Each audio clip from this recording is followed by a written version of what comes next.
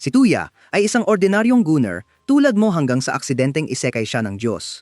Bilang kapalit, ipinadala siya sa ibang mundo na may sobrang makapangyarihang smartphone at kakayahang tulungan siyang makuha ang mga mahiwagang kalaban. Oo pare, nagsimula ang lahat ng makilala ni Tuya ang Diyos sa espiritual na mundo na humingi ng tawad dahil aksidenteng pinatay siya gamit ang kidlat na dapat sana ay kay Didi. Bilang kapalit ng kanyang pagkakamali, inaalok ng Diyos na buhayin siya sa isang mahiwagang mundo at tinanong siyang humiling ng kahit ano. Kaya't humiling si Tuya na magamit ang kanyang murang Samsung phone sa bagong mundo, ngunit nagulat ang Diyos na hindi siya humiling ng mas malaki tulad ng isang harem ng mga bilyonaryang goth. Matapos ibigay ang kanyang hiling, ipinadala siya ng Diyos sa fantasy world at nang magising si Tuya, tumawag ang Diyos at sinabi na nag-install siya ng Sky na bersyon ng Google Maps sa kanyang telepono para sa nabigasyon. Gamit ang mapa, sinimulan ni Tuya ang paglalakbay patungo sa kaharian, ngunit nag-aalala siya na wala siyang mabibiling pagkain dahil ang $2 sa kanyang wallet ay walang silbi sa fantasy world. Ngunit biglang may isang mangangalakal na lumabas mula sa kanyang karwahe at nag-alok na bayaran si Tuya ng 50 bitcoins para sa kanyang natatanging damit. Di nagtagal, dumating si Tuya at ang mangangalakal sa isang tindahan para sa kalakalan. Pagkatapos ay tinuro siya ng mangangalakal sa isang inn malapit. Sa daan, nakita ni Tuya ang ilang mga hoodlum na nananakit sa dalawang kapatid para sa isang espesyal na antler. Kaya't siya ay nakialam at tinanong ang mga babae na ibenta sa kanya ang antler para sa isang gintong barya. Nang pumayag sila, sinira ni Tuya ang antler at ipinaliwanag sa mga bosos na maaari niyang gawin ang gusto niya dito dahil binili niya ito. Ngunit naiinis ang mga ruffian at sinubukan siyang atakihin, ngunit nagising ang mga kakayahang ibinigay ng Diyos sa kanya na nagpapahintulot sa kanya na makita ang kanilang atake sa mabagal na paggalaw at madaling mapatulog sila. Pagkatapos, ibinigay niya ang gintong barya sa nakatatandang kapatid at ipinakilala siya bilang Elzay at ang kanyang nakababatang kapatid bilang Lindsay. Sinabi niya sa kanila na naghahanap siya ng inn at napagtanto nilang iyon din ang inn na kanilang tinutuluyan, kaya't dinala siya nila roon. Kinabukasan, dinala ng mga babae si Tuya sa guild para kumita ng kaunting pera at pumili sila ng isang misyon na humihiling na talunin ang ilang mga halimaw sa gubat. Ngunit napagtanto ni Tuya na wala siyang sandata kaya tinulungan siya ng mga babae na bumili ng espada sa isang tindahan ng armas at pagkatapos ay sabay-sabay silang pumunta sa gubat. Doon, pinalibutan sila ng ilang mga lobo ngunit itinulak ni Elsa ang isa gamit ang kanyang Temu Infinity Gauntlet at winasak ni Tuya ang pangalawa gamit ang isang wind-breathing slash habang inihaw ni Lindsay ang pangatlong lobo gamit ang makapangyarihang apoy na spell. Matapos ang laban, isinumite nila ang mga pangil ng mga lobo sa receptionist at ibinigay niya sa kanila ang kanilang premyong pera. Di nagtagal, humiling si Tuya sa mga babae na turuan siyang bumasa at sumulat. Kaya't itinalaga ni Els si Lindsay bilang kanyang guro dahil siya ay kasing talino ni Senku at humiling din si Tuya na turuan siya ng mahika. Ipinakita ni Lindsay ang kanyang water magic gamit ang isang kristal. Ngunit nang subukan ni Elze, walang nangyari. Ipinaliwanag ni Lindsay kay Tuya na hindi makagamit ng water magic si Elze dahil mayroon lamang siyang kakayahan sa fortification magic. Nang marinig ito, nagpa siya si Tuya na subukan at sa kanyang unang pagtatangka, nagbuhos siya ng mas maraming likido kaysa kay Johnny sa paborito mong Brazzers video na nagulat sa mga babae. Ilang minuto ang lumipas, sinubukan ni Tuya ang mahika gamit ang iba pang uri ng kristal at nagtagumpay sa pagpapalabas ng makapangyarihang spells sa bawat isa, na nagulat sa mga babae dahil siya ang unang tao na nakamit ito. Napansin ni Tuya ang isang kakaibang kristal sa stack, kaya't ipinaliwanag ni Lindsay na ito ay isang spellstone para sa null magic, na isang espesyal na uri ng mahika na walang pagkakataon, at binanggit ang null magic spell na gate na nagpapahintulot sa isang tao na maglakbay ng malalayong distansya.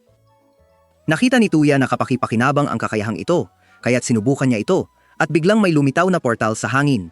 Nang tumingin sila sa portal, napansin ni Tuya na ito ay patungo sa gubat na kanilang siniyasat kanina, kaya't ipinaliwanag ni Lindsay na ang gate spell ay naguugnay lamang sa gumagamit sa mga lugar na kanilang napuntahan. Pagbalik nila sa inn, tinitigan ng mga kapatid si Tuya dahil sa kakayahan niyang gumamit ng lahat ng elemento, pero pinutol ng may-ari ng inn ang usapan at ipinakilala siya sa isang chef na si Isle, na humingi ng payo tungkol sa dessert na magugustuhan ng mga babae, kaya inirekomenda ni Tuya na subukan ang sorbetes. Pero wala sa mga babae ang nakakaalam kung ano ang sorbetes, kaya kinuha niya ang kanyang telepono para ipakita sa kanila.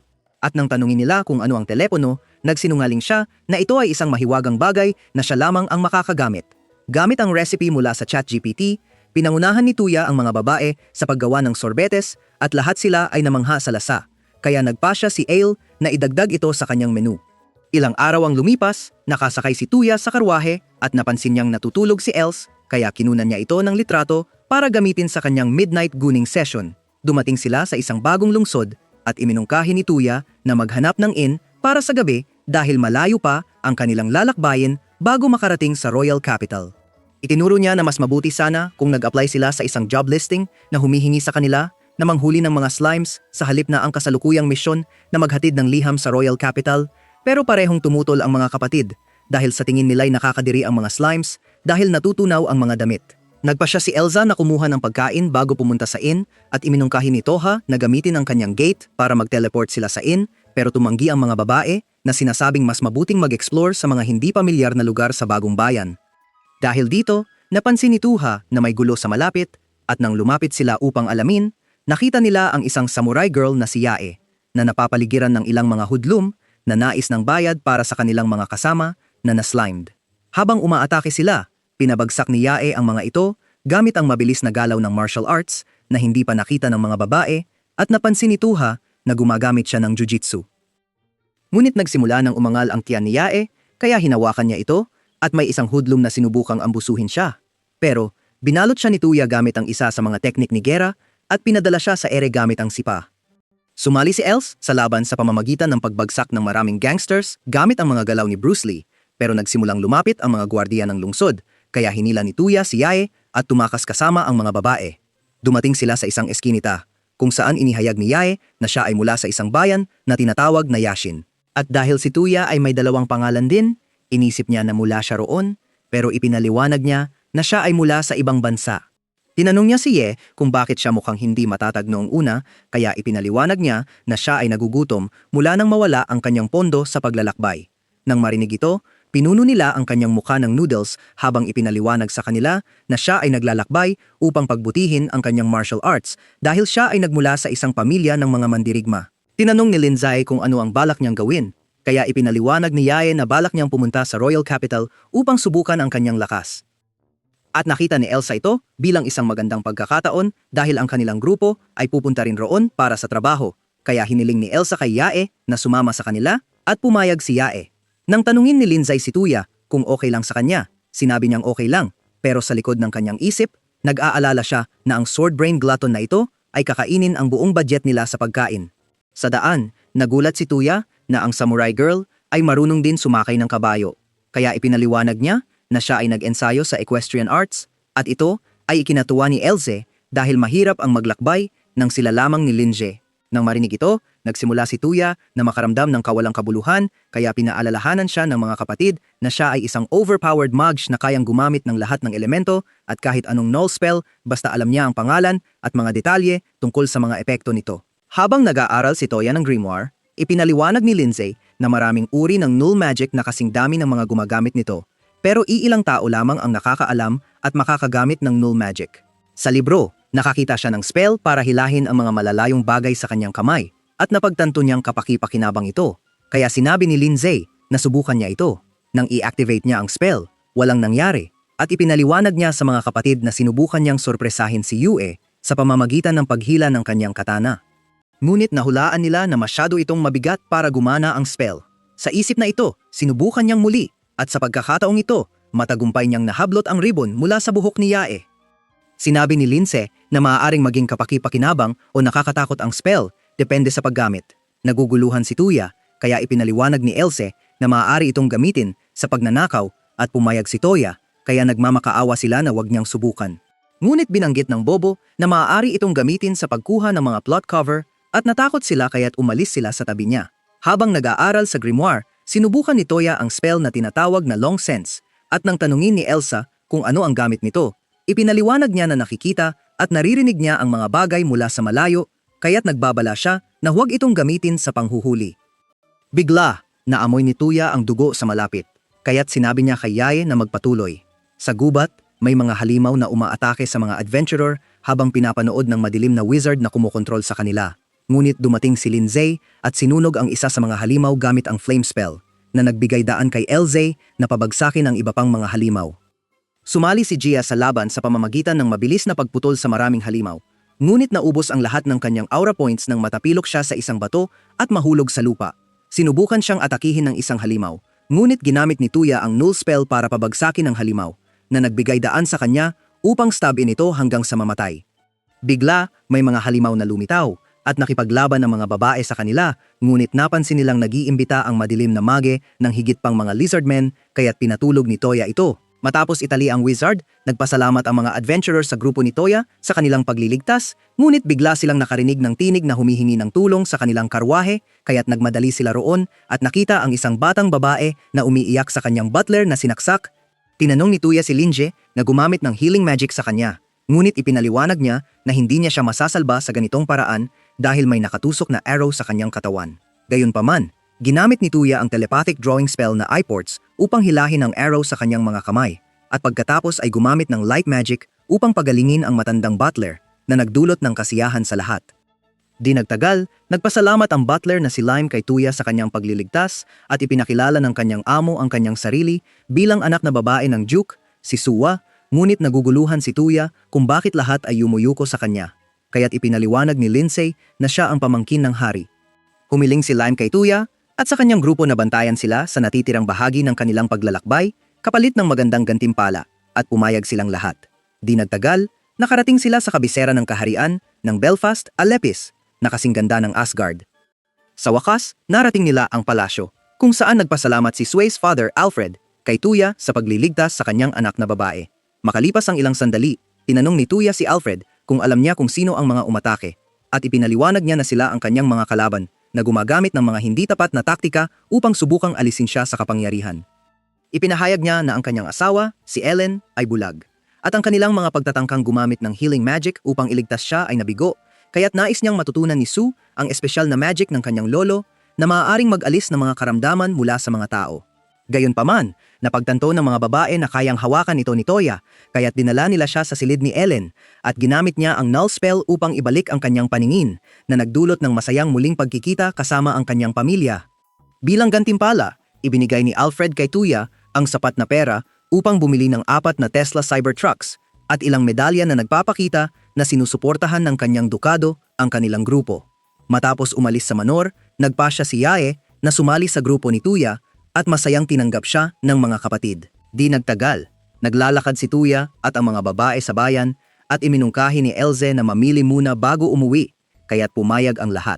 Napansin ni Toya ang ilang tao na may mga katangian ng aso sa paligid, kaya't ipinaliwanag ni Linza na sila ay mga demi-human na may iba't ibang uri, kabilang ang mga elf, dwarf, beastmen at fairies. Ngunit napansin nila ang isang demi-human na batang babae na si Alma na mukhang nag-aalala sa malapit, kaya't lumapit si Tuya upang alamin ang kanyang kalagayan. Ngunit ang kanyang negatibong riz ay nagdulot sa kanya upang tumalon palayo. Ipinaliwanag niya na sinusubukan lang niyang alamin kung ano ang nagpapabahala sa kanya, kaya't may luha sa kanyang mga mata. Ipinaliwanag niya na siya ay naligaw matapos mapahiwalay mula sa kanyang kasama at nag-alok si Toya na gabayan siya gamit ang kanyang isekai GPS. Di nagtagal, tinulungan ng grupo ni Toya si Alma na muling makasama ang kanyang nakatatandang kapatid na si Oriaga at nagpasalamat siya sa kanila sa pagtulong sa kanyang nakababatang kapatid bago siya kumaway sa kanila. Habang naglalakad sila, iminungkahi ni Elsa na mamili, ngunit ipinaliwanag ni Toya na mahirap ang maglakbay bilang grupo at iminungkahi na maghiwalay sila at magkita sa inn sa loob ng 2 oras. Ilang oras ang lumipas, nakatayo ang mga babae sa labas ng inn, nagagalit na ang kanilang leader ay nahuhuli at nang dumating si Toya, sinuri niya ang kanyang telepono at napagtanto na siya ay 25 minuto na nahuhuli. Nagulat si Yae na kaya niyang malaman ang oras gamit ang telepono kaya't nagsinungaling siya na ito ay kanyang sariling personal na null magic. Ngunit, tinanong ni Elze kung bakit siya nakasuot ng murang espada coat, kaya ipinaliwanag niya na nakakapagpataas ito ng kanyang magic resistance at affinities at ang ibang mga babae ay napatingin sa kanya hanggang sa siya'y maasiwa at tumakbo. Makalipas ang ilang sandali, pinapanood ni Toya ang may-ari ng inn, si Doran na naglalaro ng shogi kasama ang kanyang kaibigan na si Beryl gamit ang isang board na ginawa niya gamit ang espesyal na wood carving spell na tinatawag na modeling. Tinanong ni Beryl kung pwede siyang gumawa ng isa pang shogi set para sa kanila at pumayag si Tuya. Pero ang laban ng mga bobo ay nagiging masyadong mainit kaya pinagsabihan sila ng anak ni Doran, si Mika. Tinanong ni Tuya si Mika kung nasaan ang mga babae, kaya sinabi niya na naglalaro si Lindsay ng cookie sa kanyang kwarto, habang ang dalawa ay lumabas para bumili ng bagong dessert na ipinakilala niya, at nagulat siya na lumabas sila sa ulan para sa ganitong bagay.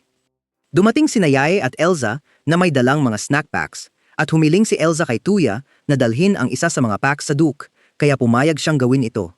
Matapos niyang maihatid ang mga produkto, si Zoe ay kumain ng roll cake ng mas mabilis kaysa sa ginawa ng iyong nanay sa talong ng tubero. At sinabi ni Alfred na interesado siyang bilhin ang mga ito araw-araw kung mayroon siyang gate spell, kaya nag-alok si Toei na ibigay ang recipe.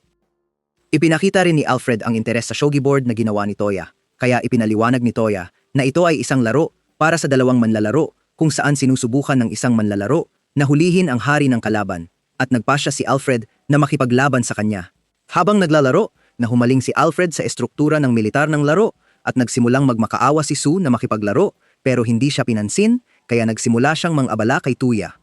Sa wakas, dumilim na ang araw at nakatulog na si Sue pero patuloy pa rin si Alfred na humiling na makapaglaro ng mas maraming rounds ng shogi kay Tuya na nagbigay kay Tuya ng ideya na siya'y napagod na. Kinabukasan, dumating si Toya at ang mga babae sa guild ng Royal Capital at pumili si Toya ng quest na nangangailangan sa kanila na manghuli ng mega slimes. Ngunit tumanggi ang mga babae dahil ayaw nilang mapunta sa mga kakaibang posisyon kaya nagmungkahi siya ng ibang quest. Dumating sila sa lugar ng quest kung saan nakipaglaban sila sa isang halimaw na may madilim na armor at ginamit ni Elzai ang kanyang mga kung fu moves para ibagsak ang halimaw. Ngunit bumangon ito at nagsimulang umatake muli kaya tinanong ni Tuya si Lindsay na i-freeze ang mga binti nito gamit ang ice magic. Habang pinapahirapan ni Yae at Elzai ang halimaw sa mga atake, nagcast si Lindsay ng ice spell na humahawak sa mga halimaw sa lugar na nagpapahintulot kay Tuya na mag-fire ng maraming lightning arrows na nagpa-vaporize sa halimaw. Matapos ang laban, sinabi ng mga babae kay Tuya tungkol sa isang kayamanan na walang nakahanap sa lugar, kaya inactivate niya ang kanyang search spell at nakakita ng malaking bagay sa mga guho malapit. Nang dalhin ni Tuya sila sa lugar ng kayamanan, nakita nilang natatakpan ito ng mabigat na mga rubble. Kaya pinasabog ni Lindsay ang mga rubble gamit ang explosion spell na nagpapahintulot sa kanila na makapasok sa dungeon sa ilalim. Dahil madilim ang dungeon, nagcast si Lindsay ng light spell para bigyan sila ng liwanag. Habang nag-e-explore sila sa dungeon, nakakita sila ng mga kakaibang teksto sa dingding na hindi mabasa ni Lindsay. Nang mas malapitan niyang tiningnan, napagtanto niyang ito ay isang sinaunang magic text at kumuha si Tuya ng litrato nito para maging ligtas, pero natakot ang mga babae sa kanyang flashlight kaya ipinaliwanag niyang ito ay isang feature sa kanyang telepono. Maya-maya, nakakita sila ng isang earth spell stone na nakabaon malapit at ipinaliwanag ni Lindsay na ito ay isang bitag na itinayo upang i-activate ang spell kung may mana na dumaan dito. Kaya humiling si Els kay Tuya na ipasa ang ilang mana dito dahil siya lang ang may earth affinity. Nang ginawa niya ito, bumukas ang pinto ng dramatiko at pumasok sila sa treasure room kung saan nakita nila ang isang kakaibang maalikabok na bagay. Habang sinisiyasat ni Tuya ito, napansin niyang gawa ito sa salamin at may kakaibang pulang orb sa loob nito. Nagsimula nang humina ang light spell ni Linza at napansin nilang ang orb sa artifact ay sumisipsip ng liwanag mula sa kanyang spell. Bigla, ang bagay ay nag-transform sa isang halimaw na naglalabas ng malalakas na sonic wave sa paligid ng silid at nagsimula ng gumuho ang gusali. Kaya, gumamit si Tuya ng gate spell upang dalhin ang mga babae palabas ng dungeon. Gayunpaman, ang halimaw ay tumalon sa ibabaw at nagsimulang umatake sa kanila at pinasabog ni Linza ito gamit ang flame spells pero sinipsip nito ang kanyang magic. Nang makita ito, sumugod si Yae na may sword strike pero hindi makapasok ang kanyang talim sa shell nito at itinapon siya palayo. Sinubukan ni Else ang ilang pisikal na atake pero tinanggap ito ng halimaw at nagsimulang umiikot tulad ng Beyblade na pinilit si Else na tumalon palayo. Ginamit ni Tuya ang kanyang slip spell para mawalan ng balanse ang halimaw at ipinaliwanag kay Lindsay na maaari lamang siyang makapinsala gamit ang hindi tuwirang atake. Sa isip na ito, pinigilan niya ang halimaw gamit ang malaking bloke ng yelo at nagbigay si Elze ng malakas na sipa na nagwasak sa bloke ng yelo at pumutol ng mga binti nito. Ngunit nag-regenerate ang halimaw ng mga binti nito at nasaktan si Elze habang naglalabas ng sunod-sunod na malalakas na atake. Habang abala ang ibang mga babae sa nilalang, ginamot ni Tuya si Elze at nagsimulang mag-isip kung paano malampasan ang pag-regenerate ng halimaw hanggang sa mapagtanto niyang parang shogi ang laban na nagbigay sa kanya ng ideya. Matapos ibahagi ang kanyang plano kay Elze, ginamit niya ang kanyang apport spell para nakawin ang core ng halimaw at itinapon ito kay Elze na winasak ito gamit ang Detroit Smash na nagdulot sa halimaw na gumuho sa alikabok. Nang gabing iyon, sinabi nila sa Duke ang tungkol sa laban at humiling siya na tumulong sa pagsisiyasat sa mga guho. Kinabukasan, nag-explore si Toya sa bakuran nang dumating si Alfred at ipinaalam sa kanya na napoison ang kanyang kapatid. Habang nasa karwahe, ipinaliwanag ni Alfred kay Toya na napoison ang kanyang kapatid ng mga maharlika na tumututol sa kalakalan sa kaharian ng Mismed, na isang bagong itinatag na kaharian na pinamumunuan ng isang beastman. Pinaghihinalaan ni Alfred na may nagtatangkang makakuha ng kapangyarihan dahil kung mamatay ang hari, ang trono ay mapapasa sa kanyang panganay na anak na si Yumina na nagpapahintulot sa isang tao na makakuha ng kapangyarihan sa pamamagitan ng politikal na kasal. Nang tanungin ni Toya kung ano ang maaari niyang gawin, sinabi ni Alfred na nais niyang gamitin niya ang recovery spell na ginamit niya kay Ellen para alisin ang lason mula sa kanyang katawan. Dumating sila sa kastilyo, kung saan nakilala nila ang isang kalbo na parang Shrek na si Count Balsa na may mapagmataas ng ngiti, habang sinasabi kay Alfred na nahuli nila ang salarin sa pag-atake sa hari at iminungkahi niyang itigil ang kalakalan sa Mismed dahil ang sinasabing salarin ay isang ambasador ng nasabing bansa. Gayunpaman, tumanggi si Alfred at sinabi sa kanya na ang hari ang magpapasya at inakusahan siya ni Balsa na nagiging kaalyado ng Beastman, kaya lihim na ginamit ni Tuya ang kanyang slip spell para mahulog ang matandang hangal mula sa mga hagdang bato. Sa silid tulugan, nakikipaglaban ang hari para sa kanyang buhay habang ang lahat ng kanyang mga kamag-anak ay nagpanik sa tabi niya. Ngunit biglang dumating si Alfred kasama si Tuya at binigyan siya ng go-ahead, kaya inactivate ni Toya ang kanyang recovery spell sa hari. Nang makita ito, nagulat ang mga tao sa paligid dahil ang recovery ay isang spell na kasing bihira ng 6 na mata sa kanilang mundo, ngunit naging matagumpay ito habang ang hari ay nakabawi ng kanyang lakas. Nang tanungin ng hari kung sino si Tuya, ipinakilala siya ni Alfred bilang ang Gigachad na nagbalik ng paningin ni Ellen. At habang pinasasalamatan niya si Tuya, namumula si Yumina habang nag-iisip na tikman ang kanyang puting sarsa. Isang general na nagngangalang Leon ay tinitingnan si Tuya bilang susunod na Harry Potter, ngunit isang masamang karakter na may berdeng buhok ang huminto sa kanya at ipinakilala ang kanyang sarili bilang si Charlotte, ang unang mage ng royal family, bago siya pinagsusumong malaman ang higit pa tungkol sa kanyang magic. Pinasalamatan ni Yumina si Toya sa pag-save sa kanyang ama, ngunit hindi niya naiintindihan kung bakit siya tinitingnan nito na parang gutom na leon sa bundok, kaya tinanong siya kung siya ay lalakan. Samantala, ang hari ay nagkukwentuhan sa kanyang kama tungkol sa mga krimen ng kanyang mga kalaban, ngunit ipinaliwanag ni Leon na mayroon silang ebidensya dahil maraming tao ang nakakita sa kanya na bumagsak matapos uminom ng alak na ipinadala ng ambassador, kaya iminungkahi niyang makipagkita sa ambassador. Di nagtagal, dumating si Orega sa palasyo at nagulat ang hari na kilala ni Toya siya. Kaya ipinaliwanag niya na tinulungan niya ang kanyang nakababatang kapatid na babae ilang sandali na ang nakalipas bago humiling na makita ang silid kung saan bumagsak ang hari. Pagdating doon, inactivate ni Toya ang kanyang search spell sa poison mode at ito ay nagbigay sa kanya ng malinaw na larawan ng nangyari, kaya humiling siya kay Leon na ipatawag ang hari, ang kanyang grupo at si Count Balsa. Pagdating nila, sinabi ni Toya ang sikat na linya mula sa bawat murder mystery na ang salarin ay nasa kanila. At masaya siyang natanggal ito sa kanyang bucket list. Ipinahayag ni Balsa na ang salarin ay si Oriega, ngunit ipinaalam ng wannabe Sherlock Holmes sa lahat na naghanda siya ng bote ng alak na walang lason para sa beripikasyon at humiling kay Leon na kumpirmahin na hindi ito lason. Matapos niyang gawin ito, ibinuhos ni Tuya ang alak sa baso ng hari at humiling kay Balsa na subukan ito. Ngunit ang maalat na hangal ay nagsimulang magpanik, kaya pinapaalala ni Tuya sa kanya na nakumpirma na nilang hindi ito nakalason. Nag-atubili pa rin siyang inumin ang alak, kaya pinilit siya ni Leon hanggang sa wakas ay ininom niya ito. At matapos inumin ito, nagsimula siyang magpanik na nagsasabing siya ay na-poison. Gayunpaman, sinabi ni Tuya sa kanya na nilinis na niya ang lason sa baso at ipinaliwanag sa lahat na ang lason ay hindi galing kay Oriaga, kundi mula sa baso ng alak ng hari dahil lahat ng baso ng hari ay may lason. Nang marinig ito, namumula si Yumina kay Toya at sinubukan ni Balsa na tumakas, ngunit pinigilan siya ni Toya gamit ang slip spell na nagpalalim ng pag-ibig ni Yumina sa kanya.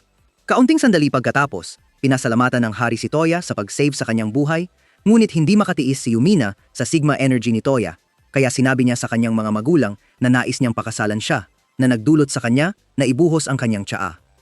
Nang tanungin ng hari kung bakit, ipinaliwanag niya na si Tuya ay isang mabait na tao na may temple godang sausage na handa siyang ipagsakripisyo. At pumayag ang lahat na ipagpatuloy ang kasal maliban kay Tuya na nag-argue na masyado pang maaga dahil hindi pa nila siya kilala.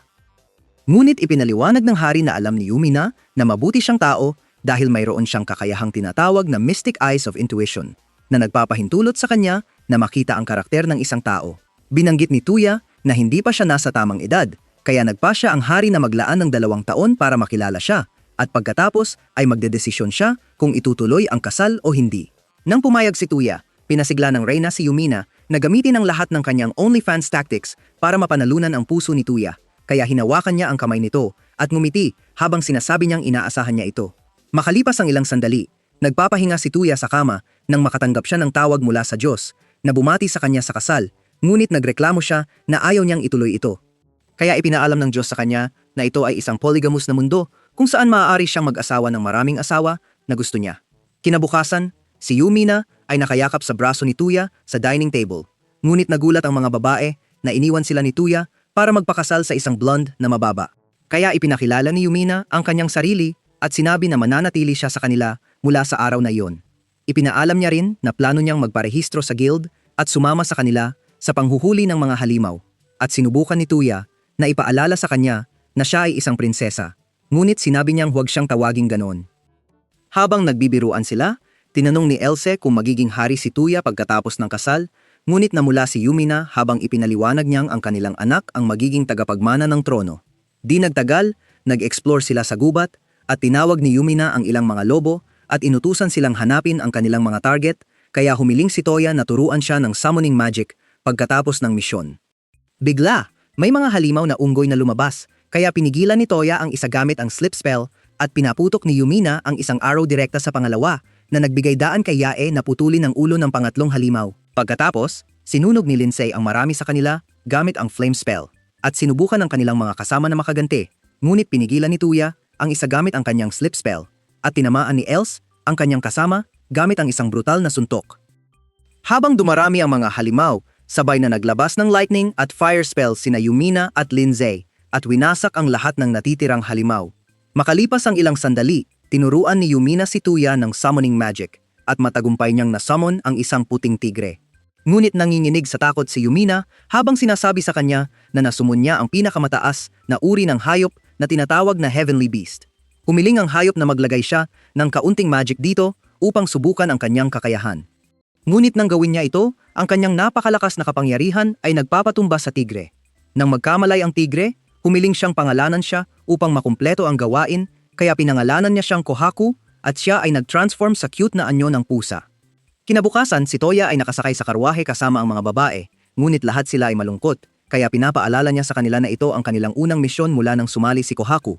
Gayunpaman, nagreklamo ang mga babae na ipinadala sila upang hulihin ang ilang slimes at imbestigahan ang kastilyo ng isang slime researcher, ngunit hindi naiintindihan ni Kohaku kung bakit nila kinamumuhian ang mga slime. Kaya ipinaliwanag ni Yumina na ang mga slime, lalo na ang mga berde, ay karaniwang natutunaw ang kanilang mga damit. Iminungkahi ng mga babae na iwanan na lang ang mga slime dahil hindi naman sila umaatake sa mga kalapit na nayon. Ngunit ginawa ni Tuya ang kanyang pinakamahusay na Donald Trump impression habang sinasabi sa kanila na tungkulin nila bilang mga adventurer na tiyakin na hindi natatakot ang mga taga-baryo. Di nagtagal, dumating sila sa kastilyo at sinubukan ni Toya na bigyan sila ng mga tagubilin, ngunit naging negatibo ang kanyang aura nang mahulog ang isang metal na palayok sa kanyang ulo at nag-reset ang kanyang utak. Sa nakakagulat na pangyayari, ang palayok ay nag-transform sa isang slime at dahil hindi pa nila nakita ang ganitong uri ng slime, inisip nilang ito ay bagong nilikha at iminungkahi ni Lindsay na tingnan ang mga dokumento ng researcher. Habang naghahanap sa aklatan, nakakita si Yumina ng isang libro, ngunit nakita niyang ito ay isang takip lamang dahil ang nilalaman nito ay kinain ng mga slime. Ngunit ipinakita ni Lindsay sa kanila ang isang libro na hindi pa nakain at naglalaman ito ng mga katangian ng maraming iba't ibang slime, kaya iminungkahi ni Tuya na dalhin ito sa kanila dahil maaaring maging kapaki-pakinabang. Di nagtagal, pumasok sila sa isang silid na pinuno ng berdeng slime at sinubukan ni Lindsay na lipulin ang mga ito gamit ang hollow purple. Pero pinigilan siya ni Tuya na baka masira ang buong gusali at sinabi niyang si Kohaku ang bahala, kaya nag-transform siya sa anyong tigre. Sa isang ungol, pinapunta niya ang lahat ng slime sa pader, pero bumalik ang mga slime para atakihin sila, kaya tumakbo sila pataas. Ngunit napansin nila na hindi umaakyat ang mga slime sa hagdang bato para habulin sila at sinubukan ni Elsa na umusad, pero nadulas siya at nahulog sa likido na parang langis mula sa mga slime sa itaas. Hindi maintindihan ni Tuya ang nangyayari, kaya ipinaliwanag ni Lindsay mula sa libro na ang mga slime sa itaas ay tinatawag na lotion slimes at naglalabas sila ng pampadulas kapag may panganib, pero hindi sila nakakasama sa tao, kaya tinawag silang nabigong nilikha. Bigla silang lahat nadulas sa slime lotion at nahulog pabalik sa ibaba, kung saan ang mga berdeng slime ay nagsimulang kumain sa mga damit ng mga babae hanggang sa iteleport ni Toya sila sa ibang palapag gamit ang gate spell. Nang sinubukan niyang tingnan sila, nakita niyang bahagyang nakalantad ang kanilang mga katawan at nag-twitch ang kanyang utak, kaya pinukpok siya ni Elze pabalik sa katinuan. Sa kanilang paglabas, ipinaliwanag ni Tuya na nagkaroon ng maraming pagkabigo ang siyentipiko habang sinusubukang lumikha ng slime na kasing lakas ni Rimuru at iminungkahi ni Elze na sunugin ang gusali na sinang-ayunan ng ibang mga babae. Bigla silang nakatagpo ng ilang estatwa na may malalaking melon at napansin ni Tuya na gumagalaw ang kanilang mga katawan, kaya pinabayaan niya ang kanyang mga naiisip at nilaro ang mga ito. Ngunit bigla silang nahulog at naging slime, kaya ipinaliwanag ni Lindsay na sila ay plot slimes na kumakapit sa mga katawan ng mga babae at karaniwan ay mas gusto ang mas maliliit.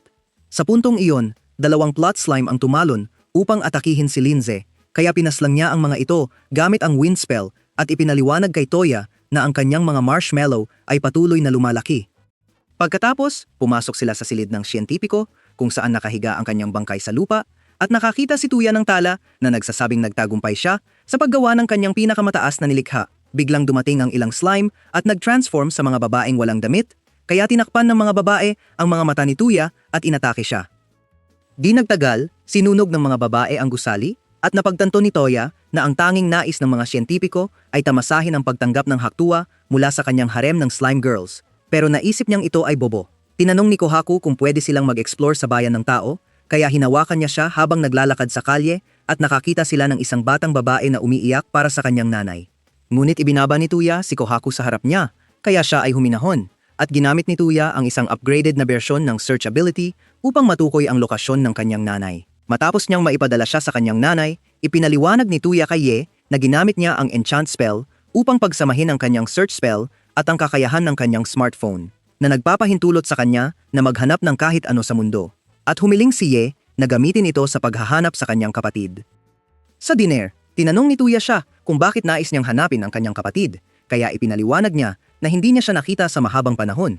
Matapos niyang ilarawan siya, ginamit ni Tuya ang kanyang phone search upang hanapin siya at sinabi sa kanya na siya ay gumagalaw, kaya nagsimula siyang magsalita tungkol sa kung gaano niya hinahangaan ang kanyang kapatid. Binanggit niya na ang kanyang kapatid ay kumikilos na parang si Tuya, pero siya ay nahirapan at nagsimula ng magyabang ng walang kabuluhan habang sinasakal si Kohaku. Nang sumunod na gabi, inactivate ni Tuya ang kanyang long sensibility gamit ang kanyang telepono, ngunit bigla itong nagpakita ng live video ni Lindsay na nagbabago, na nagpasabog sa kanya kaya pinatay niya ito. Ngunit pumasok si Lindsay sa kanyang silid at siya ay nagsimulang mag-stutter na parang isang tanga habang nagtatanong kung ano ang gusto niya. Kaya ipinaalam niya sa kanya na pumunta siya sa antique shop upang matuto ng higit pang spells dahil maraming spells niya ang hindi nakakasakit sa mga slime. Ipinakita niya sa kanya ang isang scroll na nakuha niya sa tindahan na may sinaunang teksto, kaya nag-transform si Tuya ng ilang bagay sa isang pares ng salamin at in-enchant ito ng kakayahang magbasa. Nang isuot ito ni Lindsay, nagulat siya na kayanan niyang basahin ang mga sinaunang teksto at nakakita siya ng spell sa scroll na tinatawag na Bubble Bomb. Kaya ginugol niya ang natitirang bahagi ng araw sa pagsasanay ng spell hanggang sa siya ay mawalan ng mana. Kinabukasan, patuloy na nagsasanay si Lindsay ng spell, ngunit sa sandaling siya ay nagsisimulang mawalan ng mana, ginamit ni Tuya ang spell na tinatawag na transfer upang punan ang kanyang mana, kaya nagpasalamat siya sa kanya bago muling subukan. Ngunit nabigo ang spell at ipinaliwanag niya kay Tuya na ang magic ay gumagana lamang kapag makakayang i-visualize ang spell, ngunit hindi niya maipatupad ang bubble bomb dahil hindi niya ito maisip. Nang marinig ito, pinayuhan siya ni Tuya na isipin ang isang soap bubble, kaya ginawa niya ito habang ina-activate ang spell at sa pagkakataong ito, matagumpay niyang inilunsad ang bubble bomb sa isang puno. Kinabukasan, si Elze ay nalulumbay dahil nasira ang kanyang gauntlet matapos ang laban sa halimaw kasama ang grupo at pinayuhan siya ni Tuya na kumuha ng kapalit. Kaya humiling siya sa kanya na dalhin siya sa kabisera upang bilhin ito. Matapos bilhin ang gauntlet, si Elzis ay namangha sa isang Disney princess outfit sa isang mall, kaya hinila siya ni Toya upang subukan ng damit. Pagkatapos niyang gawin iyon, pinuri siya at sinabing bibilhin niya ito bilang regalo. Pagbalik nila sa inn, pinuri din siya ng ibang mga babae At sinabi ni Yumina kay Tuya na inanyayahan siya ng hari sa kastilyo para gawing kabalyero bilang gantimpala sa kanyang mga bayaning ginawa. Ilang araw ang lumipas, nagulat ang buong grupo sa bagong nakakamanghang mansyon at ipinaliwanag ni Tuya na ibinigay sa kanya ng hari ang mansyon matapos niyang tanggihan ang alok na maging kabalyero. Nang pumasok sila, namangha ang mga babae na mas maganda ito kaysa sa Playboy Mansion. Ngunit nagreklamo si Tuya na masyadong malaki ito para sa 5 tao. Tinanong niya si Tuya kung okay lang na makitira sila sa kanya at sumagot siyang okay lang. Pero sinabi ng mga kapatid na may puting buhok na hindi tama na manatili sila doon dahil sa tingin nila ibinigay ng hari ang mansyon para magkaroon siya ng sapat na espasyo. Gayunpaman, sinabi ni Tuya na ayos lang dahil itinuturing niyang pamilya ang lahat sa kanila. Ngunit biglang namula ang kanilang mga muka sa kahihiyan at tumakbo sila upang magpalamig. Masaya si Yumina na nakikita ni Tuya silang 4 bilang kanyang pamilya dahil wala siyang balak na itago ang kanyang malaking eggplant. Pagkalipas ng ilang sandali, nagpapahinga si Tuya sa bakuran at tinanong ng mga babae kung okay lang talaga na manatili sila sa mansyon kasama siya. Tumango siya bilang pagsang-ayon kaya masayang sinabi ni Yumina na maaari na silang magpatuloy sa planong napag-usapan. Sa loob ng mansyon, ipinakilala ng isang butler na si Liam ang 2 katulong na magtatrabaho sa mansyon na sina Lapis at Cecile, pati na rin ang 4 na iba pa na magsisilbing gwardiya. Ipinahayag ni Yumina na inaalagaan ni Liam ang kanyang ama sa loob ng maraming taon at nagulat si Toya na may ganitong kahalagang tao sa kanyang tahanan. Ipinaliwanag ni Liam na ipinasa na niya ang kanyang mga tungkulin sa serbisyo ng hari sa kanyang anak dahil nais niyang gugulin ang kanyang buhay sa paglilingkod sa taong nagligtas sa kanyang nakababatang kapatid, si Lime. Pumayag si Toya na kunin siya, kaya inutusan niya ang lahat ng manggagawa na magtrabaho kaagad. Nagkaroon sila ng tea party, kung saan nag-usap sila ng masaya tungkol sa pakikipag-ugnayan ni Toya kay Yumina, at tinanong ni Alfred si Toya kung handa ba siyang magpakasal kay Sway. Pero sinabi ni Toya na huwag siyang magpadala sa emosyon, kaya tumahimik na siya. Pagkatapos, ipinaalam ni Alfred na nagpasya ang kanilang kaharian na makipag-alyansa sa kaharian ng Mismet at kailangan nilang maghanda ng lugar para magkita ang 2 hari. Pero delikado ang maglakbay sa isang bansa, kaya kailangan nila si Toya para tulungan sila gamit ang kanyang gate ability. Gayunpaman, sinabi ni Toya na maaari lamang siyang mag-transport sa mga lugar na napuntahan na niya, kaya iminungkahi ni Alfred na maglakbay siya patungong Mismed. Kinabukasan, may ilang sundalo mula sa Mismed na dumating at ipinakilala ng kanilang komandante ang kanyang sarili bilang Garan. Dumating din ang Belfast Night Squad at ipinakilala ng kanilang leader ang kanyang sarili bilang Lion, kaya ipinaliwanag ni Origa na ang mga sundalo mula sa parehong bansa ay magbabantay sa grupo hanggang makarating sila sa kabisera ng Mismed. Habang tinitingnan ng mapa, ipinaliwanag ni Garen ang ruta na kanilang tatahakin patungong Mismed at nangako si Lion na poprotektahan sila ng kanyang buhay. Sa kampo ng gabing iyon, sinasabi ni Toya sa lahat kung gaano kasama ang finale ng Game of Thrones. Ngunit bigla, isa sa mga gwardiya ng Beastmen ang nagulat na may mga tao na papalapit. Gamit ang mapa ng kanyang telepono, natagpuan ni Tuya na may kabuuang 28 bandido na papalapit sa kanila at ginamit niya ang isekay Bluetooth upang paralisahin sila mula sa malayo. Matapos mahuli ang lahat ng bandido, tinanong ni Tuya ang mga kabalyero kung ano ang dapat gawin. Kaya iminungkahi ni Lion na magpadala ng nakasakay na mensahero para kunin ang mga gwardiya. Ngunit nang lumapit si Origa kay Lion, naguluhan siya at tumalon palayo na parang isang walang isip na kuneho. Pagkatapos niyang umalis, nagsimula si Toya na pagtawanan ang lover boy at itinuro ng mga babae na alam ni Origa ang kanyang nararamdaman dahil tumatalon ang kanyang trouser snake tuwing nakikita siya. Kinabukasan, nahuli ni Toya si Lion na nahuhuli sa akto na sinusubukang pumili ng regalo para kay Oriaga. Pero nagsinungaling siya na para ito sa kanyang ina, kaya tinulungan ni Toya ang mahirap na tanga sa pamamagitan ng pag-udyok kay Alma na ipakita kung anong klaseng alahas ang gusto ng kanyang kapatid. Ilang oras ang lumipas, nakarating sila sa baybayin ng Bagong Bayan at si Toya ay nagpigibak kay Linze dahil siya ay nahihilo sa dagat, kaya't nagmungkahi si Origa na magpahinga. Pero bumaba si Linze at siniguro siyang ayos lang siya. Habang nagbibiruan, sinabi ni Kohaku kay Toya na may nagtatago ng kanilang presensya habang pinapanood sila, kaya't nagpasya si Toya na magmasid. Pagkatapos, nilagyan ni Yumina ng bulaklak ang buhok ni Ulriga at nagsimula siyang bigyan ng mga tip kung paano magpasalamat sa lalaking nagbigay sa kanya ng sloppy toppy, pero sinabi ni Toya na oras na para umusad. Habang nasa karwahe, naghahanap si Toya ng lugar para magtayo ng kampo at sinabi ni Oriega na may mga magic beast sa gubat pero ipinaliwanag niya na walang magic beast ang lalapit sa kanya dahil nandyan si Kohaku. Nang gabing iyon, sinabi ng mga babae kay Toya na biglang umiyak ang mga hayop sa gubat at nakita nilang may dragon na lumitaw sa kalangitan. Ipinaliwanag ni Orega na ang mga dragon ay nakatira sa mga banal na lupain sa gitna ng kanilang bansa at hindi sila umaalis sa lugar na iyon maliban na lang kung may intruder. Nang tingnan ni Tuya ang kanyang mapa, nakita niyang ang dragon ay papunta sa isang lugar na tinatawag na El Village, kaya't hiniling niya kay Yumina na manatili at alagaan ang iba habang siya at ang ibang mandirigma ay pupunta sa nayon. Doon, pinasabog ni Tuya ang dragon gamit ang Lightning Javelin spell, pero ito ay umiwas at nagsimulang umulan ng apoy sa kanya, kaya't siya at Lin ay tumakas sa likod ni Kohaku. Dinala nila ito sa labas ng nayon, at pinagsaluhan ni Tuya ng lightning attacks ito na nagpatumba sa dragon na nagbigay daan kay Lindsay na putulin ang mga pakpak nito gamit ang water spell. Ngunit ang dragon ay nagsimulang magpabagsak ng mga apoy sa kanila, pero dumating ang dalawang babae at nagbigay ng malalakas na tama sa katawan nito. Sinubukan ni Tuya na tapusin ang laban, pero nabasag ang kanyang espada nang tumama ito sa balat ng halimaw, kaya't pinabagsak niya ito gamit ang slip spell at binigyan ng mga babae ng bagong utos. Sundin ang kanyang mga utos, gumawa si Lindsay ng malaking pader ng yelo at binago ni Tuya ito sa isang malaking lente na ginamit niya upang magpalabas ng nakatuon na pagsabog na ginawang donut ang dragon. Bigla, may lumitaw na pulang dragon at humingi ng tawad para sa maling asal ng kanyang kasama bago ipakilala ang kanyang sarili bilang Seryu. Dahil pamilyar si Kohaku sa kanya, ipinakilala niya si Tuya bilang kanyang guro. Kaya't humingi siya ng tawad sa kanya at pumayag na sabihan ang ibang mga dragon na wag nang magsimula ng laban muli bago umalis. Kinabukasan, nagising si Toya at nagulat siyang makita na pinapayagan siya ni Yumina na magpahinga sa kanyang hita. Pero nagsimula ng magalit ang ibang mga babae. Kaya't pinaalala ni Yumina sa kanila na siya ang nanalo ng karapatan na angkinin siya sa gabi sa isang patas na laro ng rock, paper, scissors.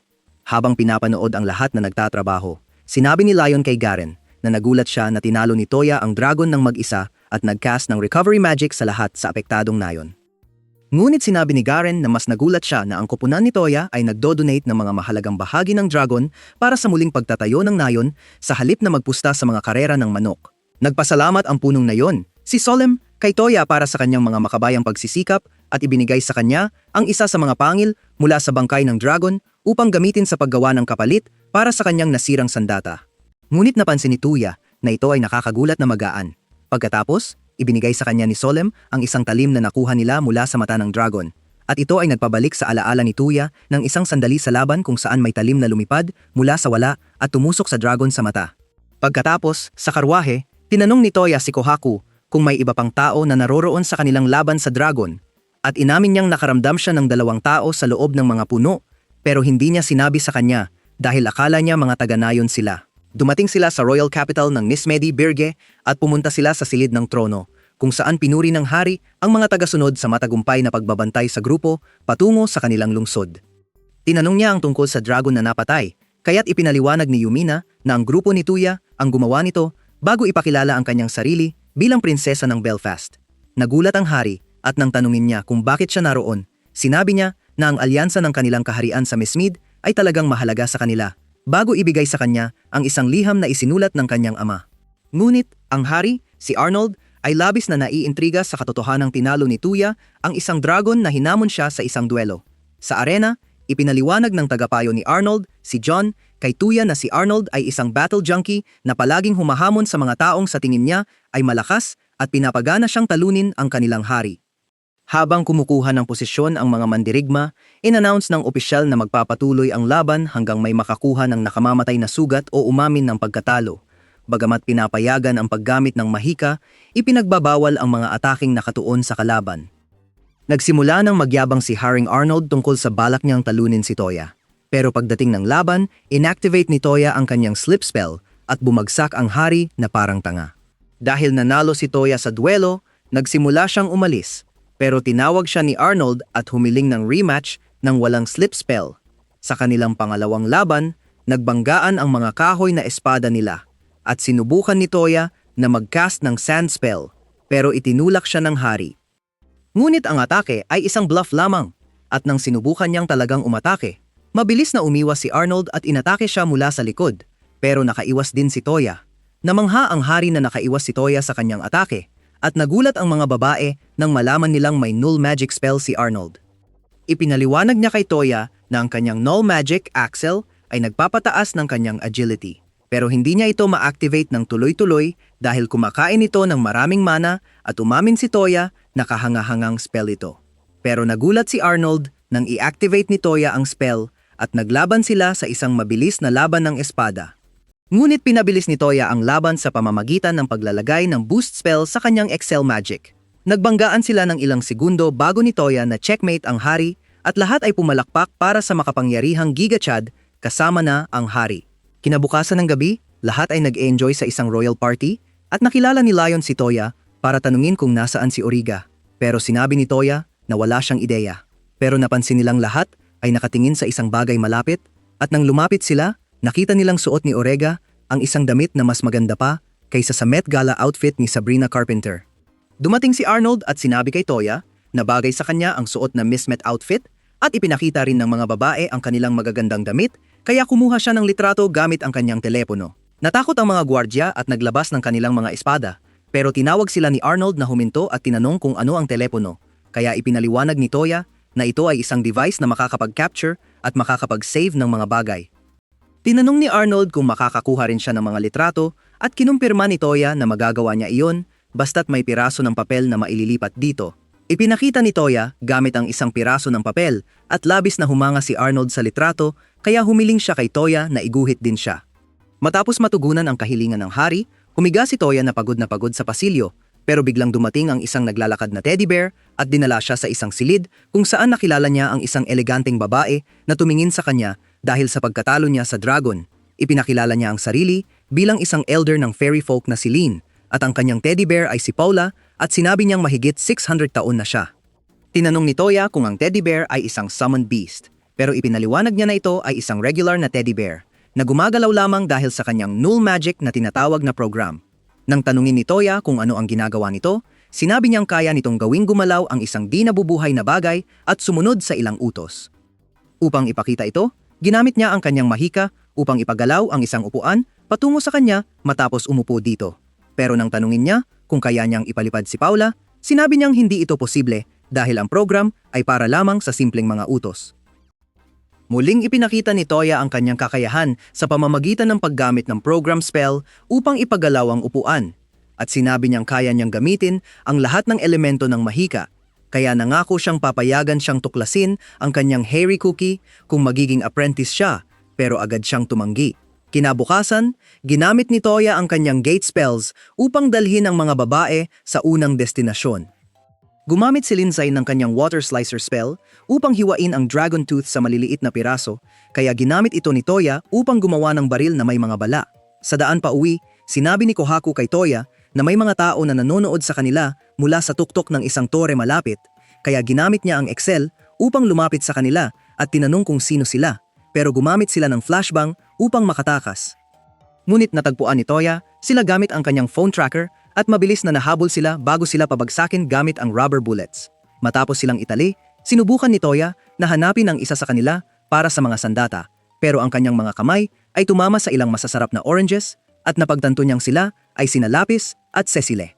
Matapos alisin ang kanilang mga maskara, ipinaliwanag ni Lapis na ipinadala sila bilang mga espiya ng hari para protektahan si Yumina at si Cecile ang nagtapon ng kutsilyo sa laban nila sa dragon. Nakiusap sila na itago ang kanilang pagkakakilanlan kay Yumina dahil magagalit siya sa hari kung malaman niya at pumayag siya. Ilang araw ang lumipas. Ginamit ni Toya ang kanyang gate spell para magdaos ng pulong sa pagitan ng mga hari ng Belfast at Mismet at nagplano si Lynn na bisitahin ang Belfast. Kinabukasan, umuwi si Toya at ang mga babae gamit ang gate spell at lihim na nagpasalamat si Lapis sa kanya dahil pinayagan silang makabalik muna gamit ang gate spell. Ipinaliwanag niya na ginawa niya ito para itago ang lihim mula kay Yumina. Humiga siya sa kanyang kama at tiningnan ang mga litrato na kuha niya sa mga babae habang nasa biyahe bago makatulog. Nang magising si Toya, pumunta siya sa banyo para maglinis, ngunit nakita ang mga babae na nakasuot lamang ng mga takip, kaya nagulat sila at pinagsabihan siya na maging maingat. Gayunpaman, hindi narinig ng Gunner ang sinasabi nila dahil bahagyang bukas ang kanilang mga kasuotan na nagbigay sa kanya ng malinaw na tanaw sa kanilang makinis na balat. Ngunit nagbanta si Yahe na puputulin ang kanyang mga ari, kaya humingi siya ng tawad dahil sa pagiging bastos. Ilang oras ang lumipas, ginamit ni Tuya ang kanyang modeling spell para gumawa ng mga gulong sa bakuran. Ngunit biglang dumating si Alfred at tinanong kung ano ang ginagawa niya. Ipinaliwanag niya na gumagawa siya ng mga bisikleta para makagalaw ang mga tao ng mas mabilis at makapag-cosplay bilang Moomin Rider. Nang tanungin ni Alfred kung gaano katagal, sinabi ni Tuya na aabutin siya ng 30 minuto dahil ito ang kanyang unang subok. Matapos siyang makagawa ng isa, sinubukan ni Alfred na sumakay dito, ngunit nahulog siya na parang isang tanga. Sinubukan siyang tulungan ni Liam, ngunit sinabi ni Alfred na huwag siyang lumapit bago subukan muli, at ang panunood sa kanya ay naging dahilan upang maging interesado ang mga babae sa mga bisikleta. Gayunpaman, nahulog si Elze sa kanyang unang subok na sumakay, at habang tinuturuan ni Toya si Linze, si Yumina ay perpektong sumasakay sa bisikleta sa paligid ng bukirin, kaya binigyan siya ni Toya ng pat sa ulo. Nagalit si Linze sa ginawa, kaya sumakay din siya sa kanyang bisikleta at nakipagsabayan si Elze sa kanya, kaya pinuri ni Toya silang dalawa. Habang sila ay umaalis, nagulat si Toya na bigla silang naging mga eksperto, kaya ipinaliwanag ni Yumina na ito ay dahil nagkakaroon sila ng kompetisyon para sa unang bounce sa kanyang joystick. Nang marinig ito, hinabol sila ni Ye para sumali sa karera, ngunit biglang umarangkada si Alfred sa harap ng lahat, at ang shockwave ay nagdulot ng banggaan ng mga kapatid. Pagkatapos, humiling si Albert kay Tuya na gumawa ng mas maliit na bisikleta para kay Sue at nangako na babayaran siya ng magandang halaga para dito, kaya umalis si Tuya para bumili ng kagamitan. Sa daan, nakita niya ang ilang mga thug na pinapalo ang isang bata dahil sa pagnanakaw, at nang malapit na silang saktan siya, nakialam si Tuya sa paraang Amerikano sa pamamagitan ng pagbaril sa mga pangit na bozos. Habang umaalis si Tuya, nagpasalamat ang bata sa kanya sa pagligtas sa kanyang buhay, ngunit biglang umingay ang kanyang tiyan at inamin na hindi siya kumain sa loob ng 3 araw, kaya nag-alok si Tuya na bilhan siya ng makakain.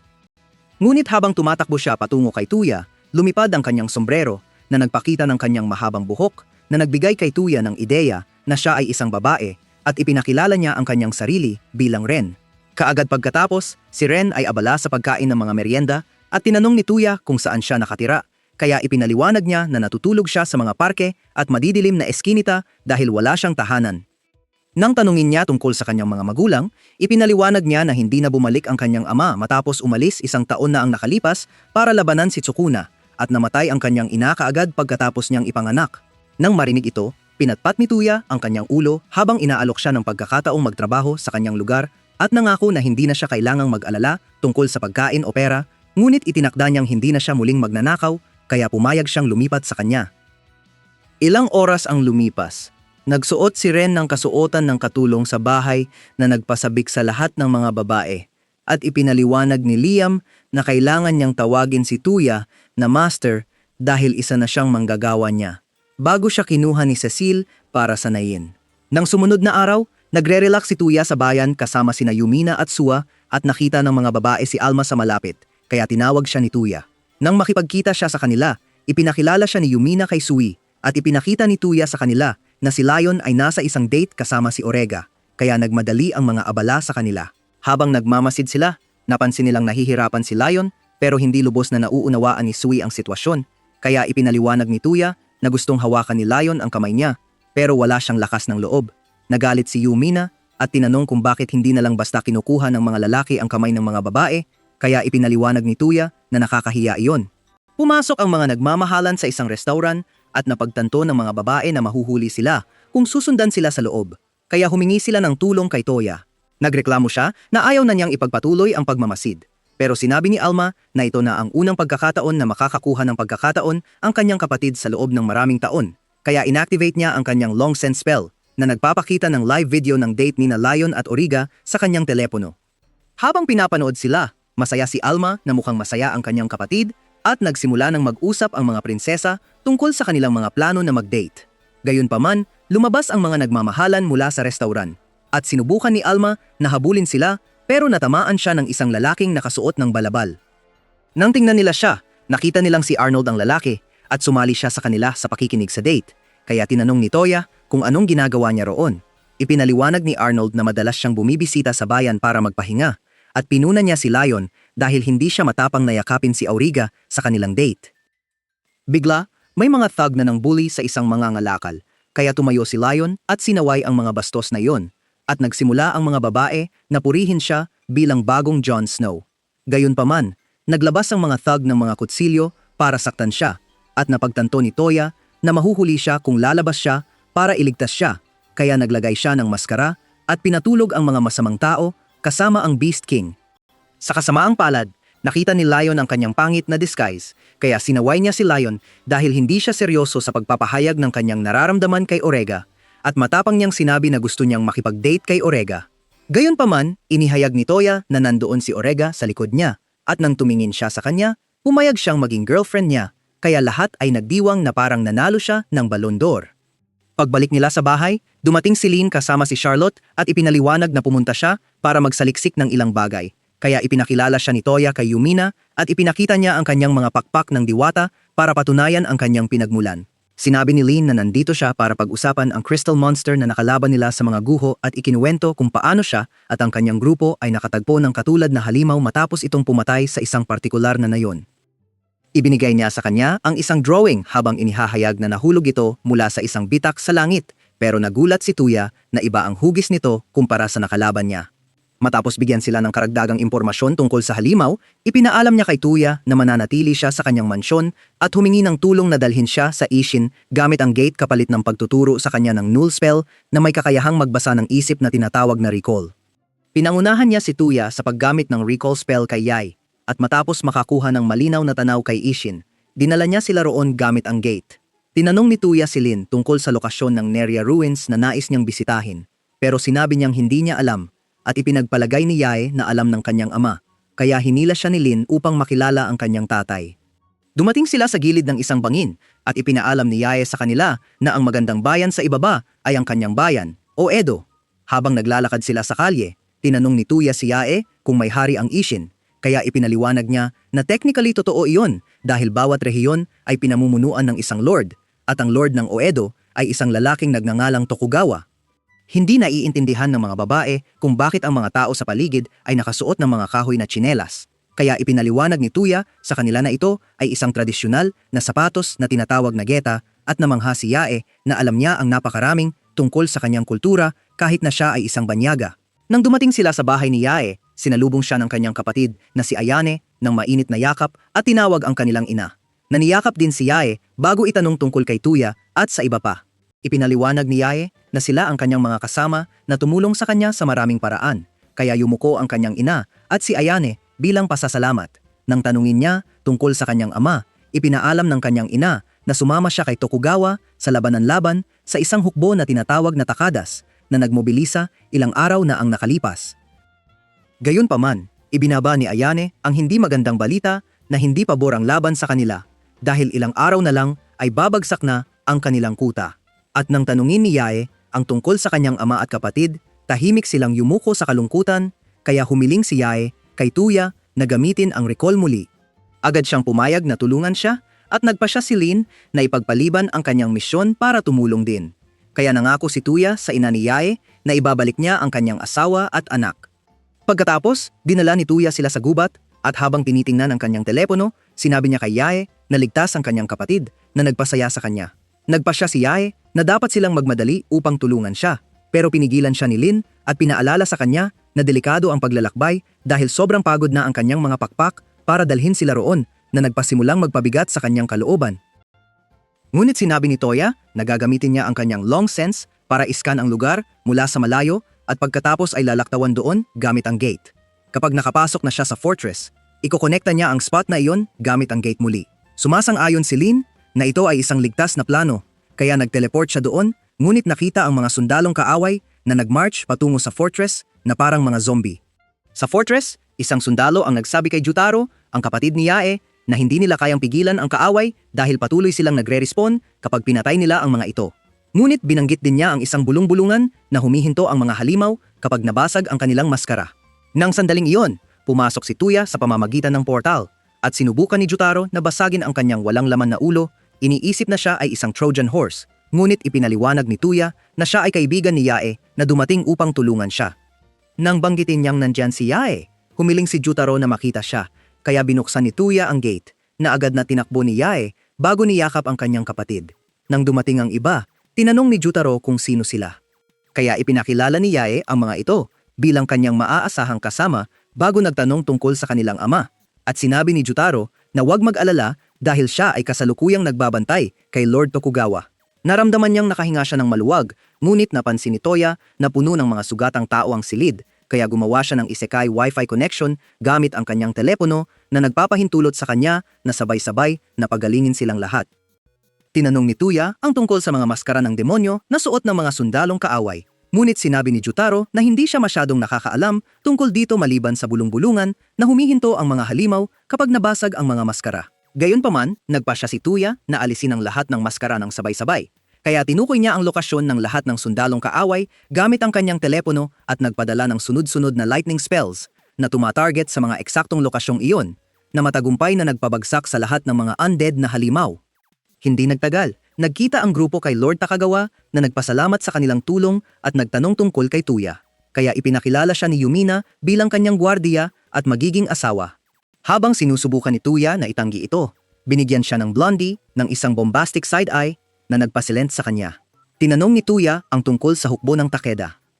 Kaya ipinaliwanag ni Tokugawa na ang kanilang madilim na strategist, si Yamamoto, ay naguutos ng isang hukbo ng mga patay at hinulaan ni Lin na gumagamit siya ng artifact o magic upang makamit ito. Nang tanungin ni Tuya kung maaari silang huminto sa kanila sa pamamagitan ng pagkuha sa kanya, umamin si Tokugawa na maaari, ngunit ipinaalam sa kanya na ang masamang mastermind ay nasa kanilang pangunahing kampo na nasa hindi kilalang lokasyon.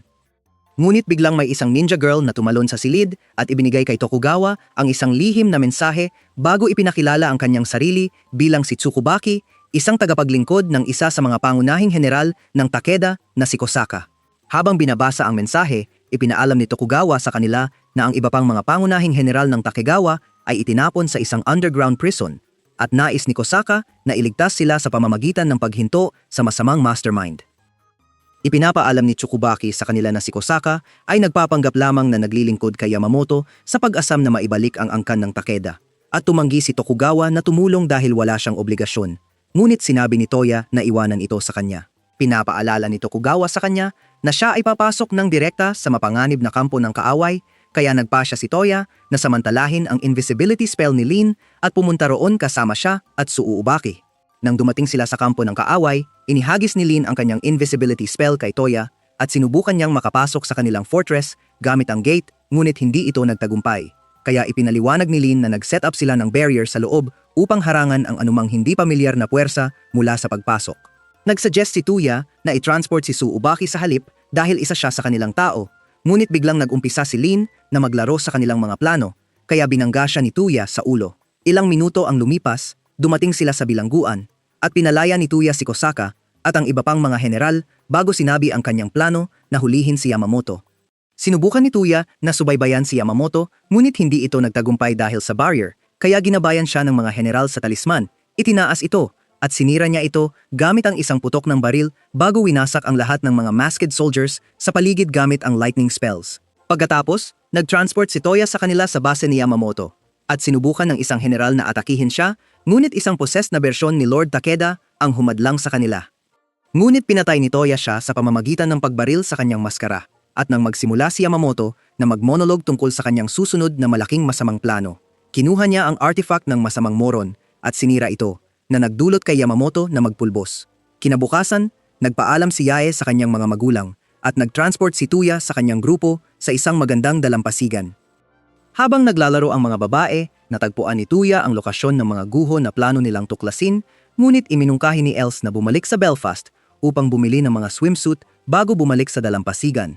Hindi komportable si Tuya sa paglihis mula sa kanilang orihinal na misyon, ngunit sinabi ni Lin na wala siyang pakialam basta tutulong ang iba sa kanyang investigasyon, kaya opisyal na nagpasya si Tuya na simulan ang kanilang beach episode. Maya-maya, dumating ang lahat ng mga maharlika at katulong sa dalampasigan, at nagreklamo ang mga kapatid na walang lugar para magbihis ng kanilang swimsuit, kaya't gumawa si Tuya ng mga tent para sa kanila. Habang nagbibihis, si Zae at Yumina ay nalulunod sa selos sa nakita nilang mga sandatang nakabalot sa swimsuit ng ibang mga babae at humupa ang galit ni Lin kay Elzae sa pagtawag kay Lin Zae na tunay na nakatatandang kapatid. Nang makatagpo nila si Tuya, pinuri niya ang kanilang hitsura pero hindi siya makapag-isip ng maayos dahil sa mga masasarap na cake sa harap niya. Nagsimula nang maglaro sina Zae at Yae sa tubig at masusing pinapanood ni Tuya habang nag-uumpugan ang kanilang mga plano. Ngunit ininterrupt siya ni Lin Zae sa pagsasabing hindi siya marunong lumangoy kaya't inirekomenda niyang magpahinga siya sa tent. Nang sandaling iyon, dumating sina Sue at Ren sa kanilang swimsuit at tinanong kung ano ang tingin niya, kaya't sinabi niyang cute sila at hinaplos ang kanilang ulo bago kumuha ng litrato. Matapos silang umalis, biglang lumitaw si Cecile sa likod ni Toya at nagulat siya, kaya't ipinaliwanag niya na ito ay ugali mula sa kanyang trabaho pero hindi maalis ni Bro ang kanyang mga mata sa kanyang malalaking dibdib. Pinahirapan pa siya nito sa pagtalon-talon sa harap niya habang ipinaliwanag na nahirapan siyang makahanap ng tamang sukat ng swimsuit. At habang tumatakbo siya palayo, pinapanood ni Tuya ang kanyang mga galaw, tumatalon at nagtataka kung maaari silang lumutang sa tubig. Biglang lumitaw si Lapis sa likod niya na nagdulot sa kanya ng sigaw na parang tanga at tinanong siya tungkol sa tray na hawak niya. Kaya't ipinaliwanag niya na ginagawa niya ang kanyang trabaho sa paghahatid ng inumin sa mga reyna. Inirekomenda ni Tuya na mag-enjoy din siya. Pero sinabi niyang huwag mag-alala dahil nagpapalit siya ng tungkulin kay Cecil. Pagkatapos niyang umalis, napansin ni Tuya na ang hari at si Alfred ay may matinding karera sa paglangoy sa tubig at natuwa siya na marami pa silang enerhiya. Matapos magpahinga sa tent ng kaunti, nagpasya si Tuya na lumabas. Ngunit biglang dumating si Yumina, ipinapakita ang kanyang puting swimsuit at sinabi niyang cute siya kaya't inimbitahan siya nitong mag-crack sa ilalim ng tubig. Ngunit sinabi ni Tuya na gusto niyang subukang maghanap ng mga ruinas ng kaunti at nangako siyang sasama sa kanya pagkatapos niyang matapos. Kaya't nangako siyang maghihintay sa kanya at tumakbo palayo. Nang dumating si Lynn, nagulat si Tuya na nakabihis si Paula para lumangoy. Kaya't ipinaliwanag ni Lynn na hindi siya mababasa o magmumold dahil may mahika siyang proteksyon. At inactivate ni Toya ang spell ng proteksyon para sa kanyang sarili. Habang naghahanda silang simulan ang kanilang investigasyon, sinabi ni Lynn kay Toya na hindi siya lalangoy dahil ayaw niyang mabasa. Kaya't sumisid si Tuya kasama si Paula at lumangoy patungo sa ilalim ng mga ruinas. Ngunit nagsimula siyang maubusan ng hininga, kaya't umakyat siya at sinabi kay Lynn na natagpuan niya ang pasukan sa mga ruinas. Tinanong ni Tuya kung may spell na makapagpapagana sa kanila sa ilalim ng tubig, ngunit sinabi ni Lynn na hindi siya nag-aral nito at tinawag si Charlotte para tanungin ito. Ngunit hindi rin alam ni Charlotte ang spell, kaya't hinawakan ni Lynn ang kanyang mga cake bilang parusa.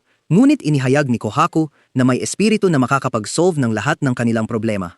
Naghanda si Lynn ng magic circle para sa summoning spell, ngunit binanggit na karaniwan ay hindi sila makakapag-summon ng tiyak na individual gamit ang summoning magic, kaya't ipinaliwanag ni Kohaku na makukuha niya ang espiritu sa pamamagitan ng paghahalo ng kanyang mahika sa kay Toya. Ngunit binalaan niya si Toya na maging maingat dahil hindi niya alam kung ano ang hihingin nila kapalit. At tinanong ni Toya kung bakit niya patuloy na tinatawag silang sila. Kaya't ipinaliwanag niya na ang Hente Spirit ay isang dalawang bahagi na nilalang. Habang ibinubuhos ni Kohaku ang kanyang mahika sa bilog, binigkas ni Toya ang incantation para sa summoning spell na nagsumon ng espiritu na kakaibang pagsasanib ng pagong at ahas. Tinanong ng espiritu, Hente, si Kohaku tungkol kay Toya, kaya't ipinakilala niya siya bilang kanyang master, ngunit nadismaya sila na mukhang NPC siya, kaya't nagpasya silang subukan siya kung karapat-dapat siyang alagaan sila. Hinamon nila siya sa laban, at ang kondisyon ay papayagan siyang alagaan sila kung makakatayo siya hanggang sa paglubog ng araw sa araw na iyon. Kaya't agad na pumayag si Tuya. Habang naglalakad si Tuya patungo sa kanila, nagulat sila sa kanyang tiwala, ngunit bigla niyang inactivate ang slip spell na nagdulot sa kanilang mahulog at nagpapaputok ng enchanted bullet na nagtrap sa kanila sa walang katapusang loop ng slips. Sa huli, umiyak si Hente na naguguluhan na ang kanilang isipan, kaya pinalaya ni Toya sila mula sa slip loop at pinahintulutan siyang makipagkasundo sa kanila. Tulad ni Kohaku, humiling sila na bigyan sila ng mga pangalan, kaya pinangalanan niya ang ahas na Kukuyu at ang pagong na Sango at masaya nilang tinanggap ang mga pangalan.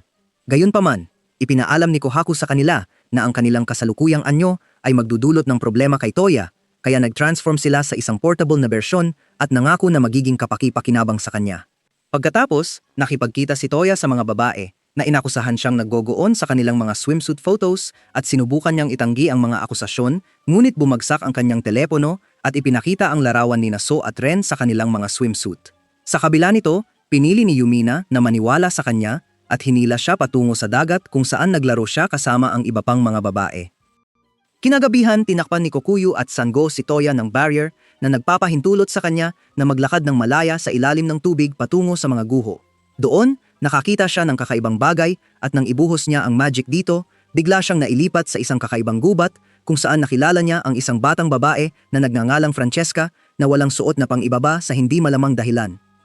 Nagtataka si Tuya sa nakita niyang mabuhok na kuting, kaya tumingin siya sa ibang direksyon habang humihingi sa kanya na magsuot ng peach protectors, ngunit nagbiro siya na maglaro muna dito bago siya tuluyang magsuot ng palda. Tinanong niya kung nasaan sila, kaya ipinaalam niya na nasa Garden of Babylon sila, na lumulutang sa langit at hiniling na sundan siya. Habang naglalakad, tinanong niya ang layunin ng pasilidad, kaya ipinaliwanag niya na isang propesor na nagngangalang Regina ang gumawa nito bilang libangan. Binalaan ng mga espiritu ng hente si Tuya na hindi tao si Francesca dahil hindi nila nararamdaman ang daloy ng buhay sa kanya. Kaya inihayag ni Francesca na ginawa siya mahigit 5,000 taon na ang nakalipas ng propesor upang magsilbing control terminal ng hardin. Nagulat si Tuya na siya ay isang makina. Ngunit ipinaliwanag niya na hindi siya ganap na Robocop dahil mayroon siyang ilang biological parts na nilikha gamit ang magic at idinagdag pa na siya ang perpektong pleasure doll dahil hindi siya makakapag-anak. Habang nakatingin sa pasilidad, tinanong niya kung nagkaaberya ito sa loob ng libu-libong taon ng pagkakagawa nito, kaya ipinaliwanag niya na lahat ng bahagi nito ay pinalakas ng magic at siya ay naka-standby, maliban sa mga emergency dahil ang maintenance ng hardin ay otomatiko. Nang tinanong niya kung bakit siya nandito, sinabi niya na ito ay isang emergency dahil may gunner na sumalakay sa hardin. Ngunit nang ipakilala niya ang kanyang sarili, sinabi niya na siya ay akma upang maging kanyang master at inaalok ang sarili sa kanya. Nalito siya, kaya ipinaliwanag niya na ang bilog na nagteleport sa kanya doon ay tumutugon lamang sa mga tao tulad ng kanyang master at ang avatar na nakapag-master sa lahat ng elemento at nagpasya ang propesor na ipasa siya sa sinumang may kakayahang makalusot sa magic circle. Gayunpaman, sinabi niya na nakikita din niyang akma siya upang maging kanyang master dahil tinanong siya kanina na magtakip sa halip na sumuko sa kanyang kakaibang pagnanasa at kung tinanggap niya ang kanyang bait, itinatapon siya niya sa outer space. Nagulat si Toya na ang bagay na komando ay ganoon kalalim, kaya ipinaliwanag niya na ang TIS ay upang matukoy kung ang isang tao ay mabait at maunawain upang mamahala sa kanila. At inilagay ng propesor ang huling desisyon sa kanilang mga kamay. Ngunit napagpasyahan ni Tuya na ang propesor ay kasing baliw ni Hisoka. Pagkatapos, hiniling niya sa kanya na tratuhin siya ng maayos bilang kanyang bagong master, ngunit naramdaman niyang magiging mas magulo ang kanyang buhay. Sa dalampasigan, naglalaro ang mga babae, ngunit biglang nadulas si Charlotte at isang alon ng tubig ang sumabog sa kanya. Habang tinitingnan siya ng mga babae, nakita nila ang isang maliit na alimango na naipit sa kanyang malalaking melon, kaya nagsimula silang magreklamo kung paano sila iniwan ng mga plot gods hanggang sa ipaalala ni Lynn kay Charlotte na may trabaho siyang dapat gawin. Nagsimula ang mga babae na mag-usap tungkol sa kanilang pag-aalala kay Tuya dahil matagal na siyang nawala, ngunit biglang lumitaw si Tuya sa isang gate at humingi ng tawad sa pagkaantala. Nang dalhin niya sila sa hardin, nagulat ang mga babae na mas maganda ito kaysa sa Disneyland. Ngunit sinabi ni Lynn na mukhang ang sinaunang sibilisasyong Parthenon na isang advanced na sibilisasyon na nilikha gamit ang maraming magic spells at magical devices. Pagkatapos, inakusahan ni Lynn si Toya na kumuha ng fan service girl. Kaya ipinaliwanag niya na si Francesca ay isang batang babae na namamahala sa hardin, ngunit sinabi niya sa kanila na si Toya ang kanyang master at minamahal na asawa na nagdulot ng pagdududa sa mga babae sa kanya. Upang lalo pang palalain ang sitwasyon, binanggit niya na nagkomando siya para sa kanya. Kaya sinabi ni Lindsay na dapat siyang lumuhod at pinagsabihan siya sa pag-iwan sa lahat ng mga plot na inaalok sa kanya sa isang silver platter upang makipaglandian sa isang robot girl. Gayunpaman, iminungkahi ni Yumina na maglakad-lakad ang mga babae upang kalmahin ang mga bagay, kaya naglakad sila sa paligid ng hardin ng magkasama, pinag-uusapan kung gaano kabait si Tuya, ngunit pinigilan sila ni Yumina at ipinaalala ang kanilang napag-usapan nang una silang lumipat sa mansion. Noong panahon na iyon, sinabi ni Yumina na lahat sila ay gusto si Toya at lahat sila ay nagtatangkang itanggi ito, kahit na ang kanilang mga mukha ay namumula, kaya tinawag ni Yumina ang iba't ibang paraan ng kanilang pag-aamo sa kanya. Sinabi niyang masaya siya na may mga tapat na kasama si Toya na handang gawin ang lahat para sa kanya. Ngunit sinabi ni Elsa na weird na hindi siya nababahala dito. Kaya't ipinaliwanag ni Yumina na ayaw niyang itali siya dahil alam niyang tutulungan siya ng mga ito na makamit ang magagandang bagay at nagmungkahi na lahat sila ay maging asawa niya. Mas lalo pang naguluhan ng mga babae kaya't nagpasya siyang ipagpaliban ang usapan hanggang sa humupa ang kanilang mga damdamin. Sa kasalukuyan, tinanong ni Yumina ang mga babae kung may nararamdaman sila para kay Tuya at lahat sila ay umamin na mayroon, kaya't muli niyang iminungkahi na lahat sila ay maging asawa ni Tuya. Ngunit naguguluhan ang mga ito habang iniisip ang iba't ibang posisyon na gagawin ni Toya sa kanilang honeymoon. Samantala, sinabi ni Lynn sa iba na masaya siya sa natagpuan niya sa mga guho kahit na hindi ito bagong spell tulad ng inaasahan niya, dahil ang hardin mismo ay isang hanay ng sinaunang Mahika at napagtanto ni Toya na si Regina ang Einstein ng Mahika. Ipinahayag ni Francesca na maraming lugar ang lumulutang sa langit katulad ng hardin na pinamamahalaan ng kanyang mga kapatid at lahat sila ay bumubuo sa Babylon na nilikha ni Regina. Dahil dito, bumalik ang mga babae at tinanong ni Toya kung bakit parang mga bote ng sili ang kanilang mga mukha, ngunit sinabi nila sa kanya na wala iyon. Habang sila'y nauupo, ipinaliwanag ni Francesca na ang Babylon ay protektado ng mga magic barrier na pumipigil sa pagkilala mula sa mga dayuhan, ibig sabihin ay hindi ito makikita ng mga estranghero. Ngunit nang tanungin ni Lynn kung maaari siyang makipag-ugnayan sa ibang mga lumulutang na isla, sinabi niyang hindi siya makakagawa dahil naputol ang koneksyon.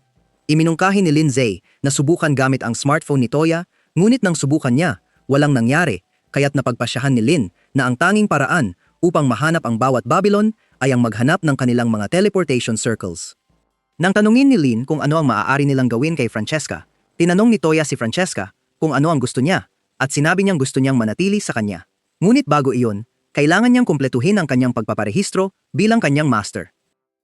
Bigla, binigyan ni Francesca si Toya ng pinakamadulas na halik na maiisip na nagdulot ng pagkabigla sa mga babae at pagkatapos nito, inanunsyo niyang kumpleto na ang pagpaparehistro. Gayunpaman, sinabi ni Lindsay kay Toya na mahal niya siya at hinalikan din siya, na nagdulot ng pagkabigla sa lahat. Pagkalipas ng ilang sandali, nakasuot si Francesca ng maid outfit sa mansion at tinanong ni Toya si Liam na alagaan siya, ngunit agad siyang nagsimulang gumawa ng sarili niyang mga patakaran. Kaya't umalis si Toya upang maiwasan ang drama. Habang nakahiga sa kanyang kama, naaalala ni Toya ang biglaang pag-ibig, pag-amin at halik ni Lynn at nagsimula siyang mag-alala hanggang sa dumating si Yumin upang tingnan siya. Bigla siyang nagalit dahil sa katotohanan na dalawang babae ang nakakuha ng halik mula sa kanya habang siya ay hindi pa natitikman ang kanyang mga labi. Ngunit nalilito siya na hindi siya nagalit sa pag-amin ng pag-ibig ni Lindsay, kaya't tinawag siya niyang tanga dahil hindi niya nakikita na malinaw na mahal siya ni Lindsay sa lahat ng panahong ito. Sinabi ni Yumi na hindi siya magrereklamo kahit na kumuha siya ng 20 asawa dahil alam niyang sapat ang kanyang puting sarsa para pakainin silang lahat. Ngunit nagalit siya na naging pabaya siya na pinayagan ang dalawang ibang babae na halikan siya bago ang kanyang tunay na asawa. Matapos siyang humingi ng tawad, umupo siya sa tabi niya at sinabi niyang patawarin siya kung yayakapin at hahalikan siya. Kaya't hinila niya siya at binigyan siya ng mainit na halik. Masaya siya dahil siya ang unang tao na kusang hinahalikan niya. Ngunit tinanong niya kung ano ang iniisip niya tungkol kay Lindsay, kaya't umamin siyang gusto niya ito. Gayunpaman, biglang tinawag ni Yumi na si Lindsay at bigla siyang lumitaw sa silid. Ngunit nalilito si Tuya. Kaya't ipinaliwanag ni Yumina na humiling siya kay Lynn na mag-cast ng invisibility spell kay Lindsay dahil siya ay masyadong duwag upang ibigay ito sa kanya. Binanggit din niya na umiiyak si Lindsay dahil sa pakiramdam na kinamumuhian siya ni Tuya, kaya't humingi siya ng tawad sa kanya, ngunit may luha sa kanyang mga mata, humingi rin siya ng tawad sa hindi pag-isip sa kanyang mga damdamin. Nakita ito, pinakalma ni Tuya si Lindsay sa pamamagitan ng muling pag-amin na gusto niya ito at nagbigay ito sa kanya ng ngiti. Kaya't hiniling ni Yumi na kay Tuya na kunin siya bilang asawa at pinaalala sa kanya na normal para sa mga maharlika na magkaroon ng maraming asawa. Nang tanungin niya si Lindsay kung okay lang ito, tumango si Lindsay bilang pagsang-ayon at sinabi kay Tuya na gusto niyang maging asawa niya. Kaya't pumayag siyang kunin silang dalawa bilang asawa at niyakap sila. Pagkatapos ay tinanong niya silang pumunta sa kanilang silid dahil malapit na sa kanyang going hours, ngunit humiling sila sa kanya ng goodnight kiss, kaya't hinalikan niya sila sa ulo at pinauwi. Kinabukasan, natutulog si Tuya ng mahimbing sa kanyang kama, pero biglang pumasok si Elze at humiling na makausap siya. Sinundan niya siya sa bakuran kung saan nakatagpo nila si Yae, at tinanong ni Elze si Tuya kung talagang mahal niya si Lindsay, dahil isinasama niya siya bilang asawa, kaya inamin niyang pinahahalagahan niya siya. Bigla, hinamon siya ni Elze na makipaglaban sa kanilang dalawa, na nagsasabing hindi siya magsasalita kung matatalo sila, pero kung mananalo sila, kailangan niyang pakinggan ang kanilang hiling. Sinabi ni Yae na pinahina niya ang talim ng kanyang sandata, pero binalaan siya na maaari pa rin itong makabasag ng buto, at humiling silang huwag gumamit ng modeling o anumang nakakasakit na spell sa laban. Hindi pa rin naiintindihan ni Tuya ang nangyayari, pero pumayag siyang harapin sila, at pumayag siya sa duelo at ginamit ang modeling para palitan ang bala sa kanyang baril ng mga rubber bullets. Habang umaatake ang mga babae, binago ni Tuya ang kanyang baril sa blade mode at iniiwasan ang atake ni Yae bago umiwas sa isa pang atake ni Elze. Pagkatapos, naghagis si Yae ng talim sa kanya, pero nakaiwas siya at binago ang kanyang espada sa gun mode at nagpapaputok ng ilang bala sa kanya. Sinubukan siyang saktan ni Elze, pero itinulak niya siya sa lupa at sinabi sa kanya na sumuko na. Tinawag siya niyang malambot dahil hindi siya nagpull ng trigger sa kanya, pero sinabi niyang iyon ang dahilan kung bakit siya at si Yae nahulog sa kanya, na nagulat sa kanya. Habang pinapagana niya ang kanyang gauntlet, sinubukan ni Tuya na barilin siya, pero napansin niyang wala na siyang bala, at sa wakas ay naalala ng kanyang dalawang deformed brain cells na naubos ang lahat ng bala niya sa kanilang atake, kaya sinuntok siya ni Elze ng malakas. Nang magising siya, parehong nanginginig ang mga babae habang inamin nilang mahal nila siya, pero hindi siya lubos na nakakaintindi, kaya humiling sila na tanggapin siya bilang kanilang mga asawa dahil natalo siya sa duelo. Nang sandaling iyon, dumating si Yumina at ipinaliwanag kay Tuya na siya ang nag-ayos ng lahat dahil gusto niyang maging asawa siya ng lahat. At nang tanungin ni Elze ang kanyang sagot, inamin niyang gusto niya siya, pero humiling na bigyan siya ng mas maraming oras para ayusin ang mga bagay. Ilang oras ang lumipas, nakaupo si Tuya sa fountain at dumating si Francesca, kaya ipinahayag niya ang kanyang mga alalahanin kung paano siya maaaring mabigo sa mga babae bilang asawa, pero sinabi niyang may mensahe siya mula kay Regina. Ibinigay niya sa kanya ang isang charger, at nang ikonekta niya ito sa kanyang telepono, nakita niya ang hologram na imahe ni Regina na ipinakita sa kanya ang kanyang mga black plot covers bago ipaliwanag na alam niya ang tungkol sa kanya dahil may tool siya na nagpapahintulot sa kanya na makita ang hinaharap at pinapanood siya sa buong panahong ito. Ipinaliwanag ni Regina na minsan ay hinarap niya ang mga kakaibang crystal monsters na tinatawag na Phrase at winasak nila ang sinaunang sibilisasyon bago biglang nawala at ngayon ay pinagkakatiwalaan siya sa kanyang Babylon upang makabawi sa pag-spy sa kanya. Pagkatapos, gumamit si Tuya ng portal upang bisitahin ang Diyos, na kumakain ng ilang merienda habang pinapanood ang nakasisilaw na Euphoria finale, at sinabi niya sa Diyos ang tungkol sa kanyang sitwasyon sa mga babae. Kaya tinawag ng Diyos ang isang tao na inilarawan niyang eksperto sa romansa upang dumating. Nang sandaling iyon, dumating ang isang curvy baddie na may pink na buhok at ipinakilala siya ng Diyos bilang si Cupid, ang Diyos ng pag-ibig, kaya ipinaliwanag din niya ang kanyang sitwasyon sa kanya. Pinayuhan siya na tanggapin silang lahat, dahil talagang mahal niya sila at iyon ang tunay na gusto niya, kaya bumalik siya sa bahay at sinabi kay Kohaku na tawagin ang lahat ng mga babae.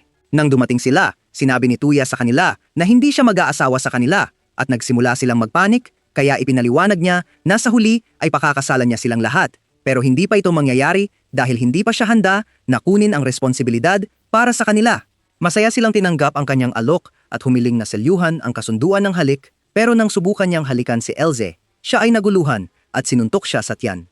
Iyon na ang lahat para sa video na ito. Mag-iwan ng like kung nagustuhan mo at panoorin ang video na ito sa screen.